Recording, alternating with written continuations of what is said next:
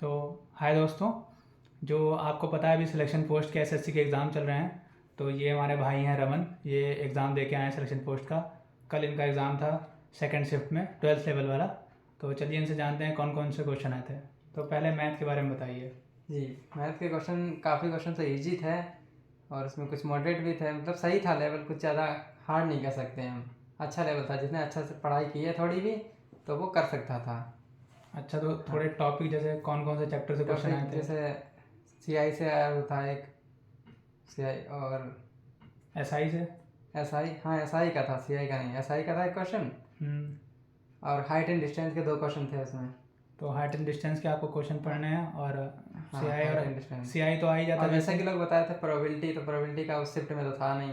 Probability का question नहीं था उस शिफ्ट 12th में लेवल नहीं में। था जी। ठीक है। और mean median mode? Mean medium mode भी नहीं था, कुछ नहीं था इससे। और उससे क्वेश्चन आया हुआ था वो क्या,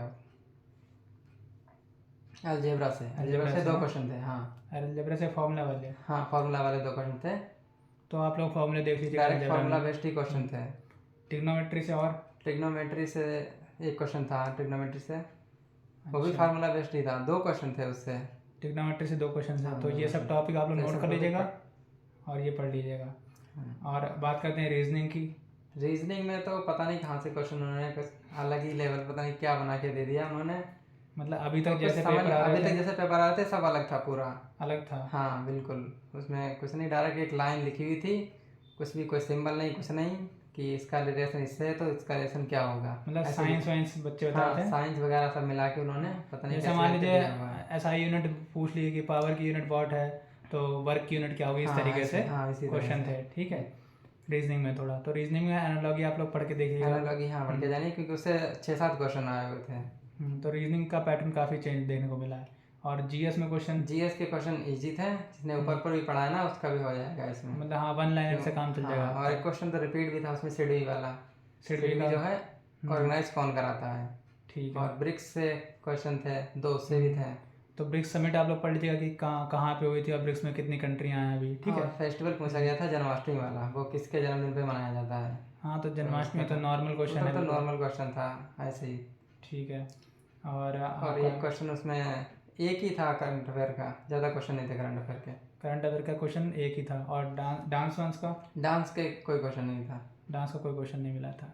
तो आप लोग देख सकते हैं कि ये भी साइंस वाइंस से, फिजिक्स केमिस्ट्री से क्वेश्चन आए हाँ, थे। साइंस से थे लेकिन वो करंटली याद नहीं है, बट था। मतलब साइंस का वेटेज है। ठीक है। साइंस तो का बेटा जैसे ही उसमें। ठीक है।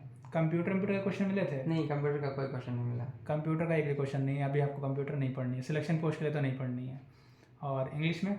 इंग्लिश में भी पीक्वालिटी जो जंबल होते हैं, सेंटेंस रीअरेंजमेंट, उससे क्वेश्चन बहुत आ रहे थे, लगभग 6-7 क्वेश्चन होंगे। 6-7 क्वेश्चन। हाँ। ठीक है।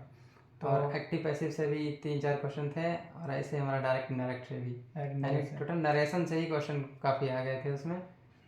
हाँ। और वोकैब? और स्पेलिंग एरर वाले था एक क्वेश्चन, और 2 क्वेश्चन वोकैब से थे बस। यानी 2 क्वेश्चन वोकैब, एक स्पेलिंग एरर, और यानी बाकी ग्रामर थी। बाकी सब ग्रामर। मतलब मोस्टली डायरेक्ट इनडायरेक्ट और ये आपके ये सब नरेशन वगैरह के क्वेश्चन हाँ। ज़्यादा थे। और जंबल वर्ड्स भी काफ़ी सारे थे, 6-7 हैं। जी, 6-7 थे। हाँ, तो इसी हिसाब से आप लोग देख लीजिएगा। और अभी मेरा भी एग्ज़ाम होगा तो मैं उसका भी रिव्यू कर दूंगा। तो थैंक यू, आप पास हो जाएं हम तो यही चाहते हैं। कॉन्ग्रेचुलेशन। Thank you.